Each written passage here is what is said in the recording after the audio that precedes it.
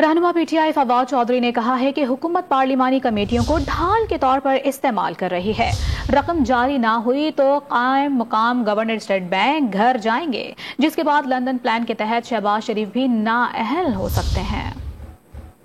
हम देख रहे हैं कि हुकूमत जो पार्लिमानी कमेटियां हैं और इस डमी पार्लियामेंट को अपनी ढाल के तौर पे इस्तेमाल कर रही है सुप्रीम कोर्ट के खिलाफ। ये जो रकम है ये आज अगर ट्रांसफ़र नहीं होती तो ये सुप्रीम कोर्ट की तौहीन होगी, जिसमें पहले इंशाल्लाह एक्टिंग गवर्नर स्टेट बैंक जो हैं वो अपने घर पे जाएंगे और उन्हें 6 महीने की सज़ा भी सुनाई जा सकती है।